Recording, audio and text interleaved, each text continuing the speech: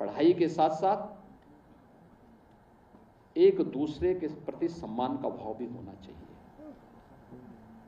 अपने से बड़ों बुजुर्गों का भी सम्मान का भाव होना चाहिए, माता पिता का भी सम्मान का भाव होना चाहिए, गुरुजनों के प्रति भी सम्मान का भाव होना चाहिए, समाज के प्रति अपनी जिम्मेदारियों का भाव भी होना चाहिए और राष्ट्र के प्रति भी अपनी जवाबदेही का भाव हम सबके मन में होना चाहिए।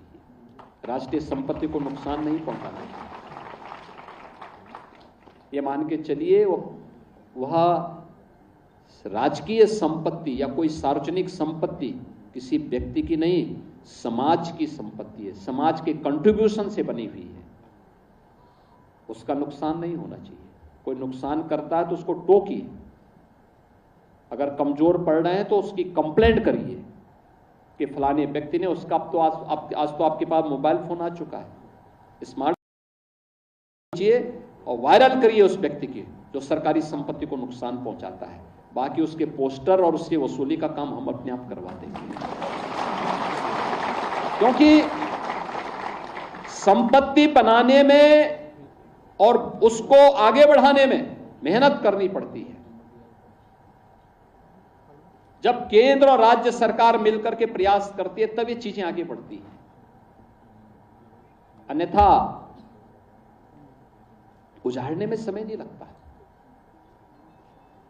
और ये सार्वजनिक संपत्ति राष्ट्र की संपत्ति है, हम सबकी सामूहिक जवाबदेही का हिस्सा है, उस पर हमें ध्यान देना होगा। तो एक सामान्य शिक्षा को संस्कारों के साथ जोड़ना, शिक्षा को तकनीक के साथ जोड़ना, शिक्षा को स्पोर्ट्स के साथ जोड़ना, सर्वांगीण विकास का माध्यम शिक्षा होनी चाहिए। और राष्ट्रीय शिक्षा नीति इन्हीं सब बातों से प्रेरित होकर के 2020 में प्रधानमंत्री जी ने देश के अंदर लागू की थी। आज उसके बहुत अच्छे परिणाम सामने आने वाले हैं और मुझे बड़ा विश्वास है कि प्रदेश स्तर पर मेरिट में स्थान बनाने वाले सभी छात्र छात्राएं, जनपद स्तर पर मेरिट में स्थान बनाने वाले सभी छात्र छात्राएं या स्पोर्ट्स में भी और अपनी मेरिट में भी, स्कूली मेरिट में भी जिन्होंने स्थान बनाया है, उनके अभिभावकों को, उनके गुरुजनों को और उन सभी छात्र छात्राओं को मैं विशेष रूप से बधाई दूंगा।